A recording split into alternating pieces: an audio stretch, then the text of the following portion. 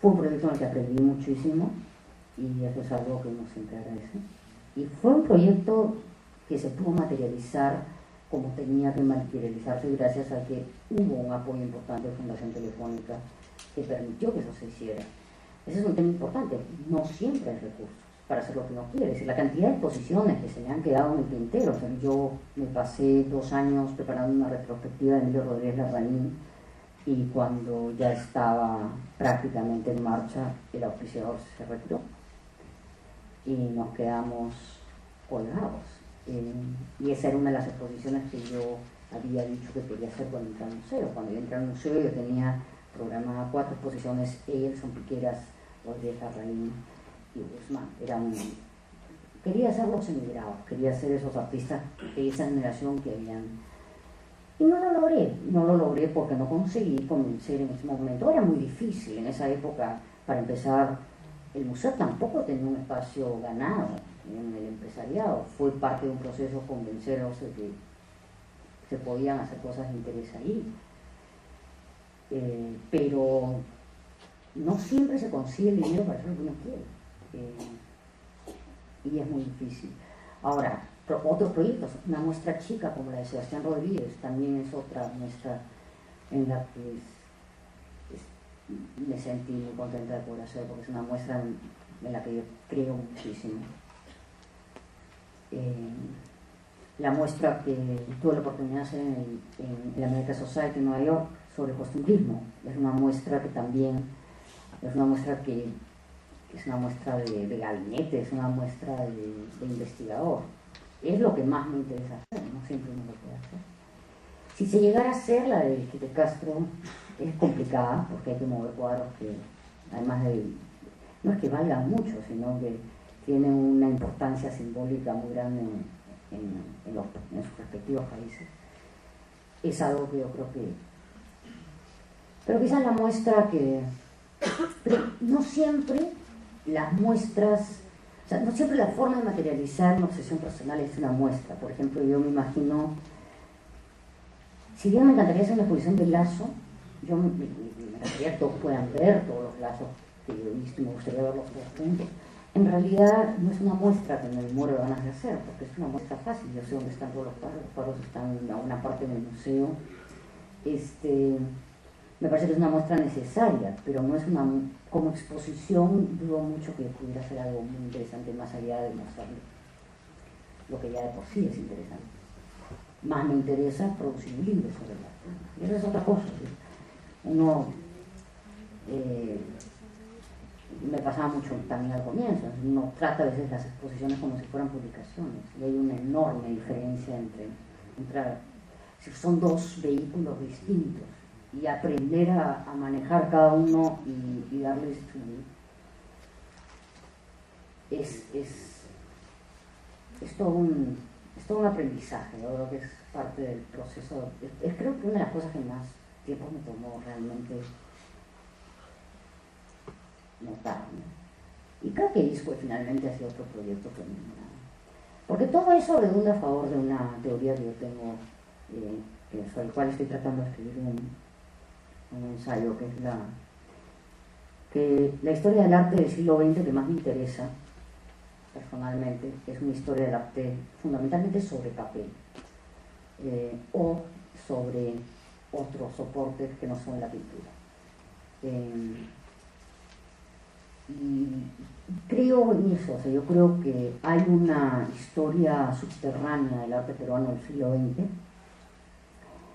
que cada vez es menos subterránea, que distintas investigaciones han ido recogiendo, que transforman radicalmente la visión que teníamos, que yo tenía, bueno, teníamos todos hasta hace relativamente poco de la historia del arte peruano del siglo XX.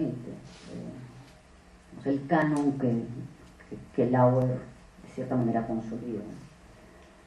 Yo creo que sí, que esa es que gran parte de lo que he hecho como curadora tiene que ver con recuperar hilos de esa historia, que es la historia del arte peruano en tono menor, pero que no necesariamente significa de grado menor, ¿no? Creo que y muchos de los proyectos que yo tengo hacia adelante tienen que ver con eso, ¿no? Pero para el siglo XX sí, o sea, desde los afiches de Ruiz Durán hasta la fotografía, pasando por Iscue y Piqueras Potolín y César Moro y tantos otros artistas, bueno, y José María Ulen, te construyen una historia del arte peruano del siglo XX que es bastante distinta.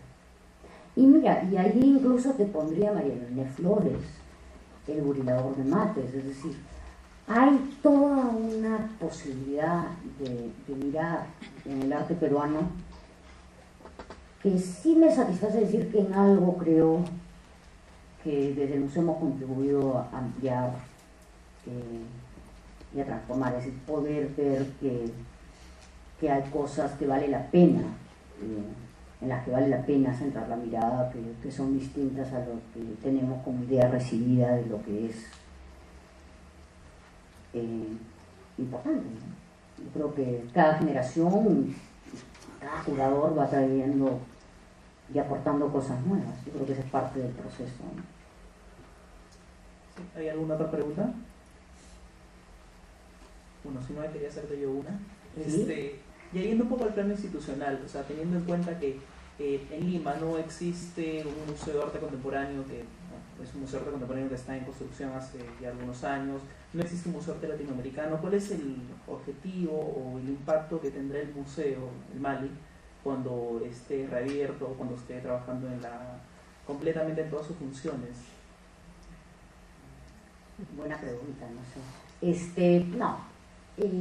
Queda claro que el museo ha asumido un compromiso con el arte contemporáneo y un compromiso de trabajar sostenidamente para desarrollar sus colecciones y desarrollar una programación del más alto nivel que permita y desarrollar proyectos como Centro Abierto, que aprovecho para invitarlos a todos a presentar proyectos o a difundirlos en www.centroabierto.org, que es una iniciativa con ATA y con Fundación Telefónica, para hacer proyectos en el centro histórico.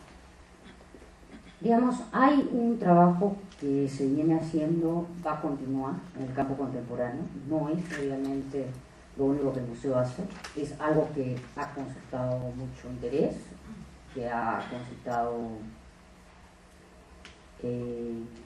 mucha visibilidad en los medios, más visibilidad que otras cosas que hacemos, pero sí, es parte de nuestro trabajo. Nosotros consideramos que es parte fundamental de nuestro trabajo, pero también nos parece, y a mí personalmente me parece que sería muy importante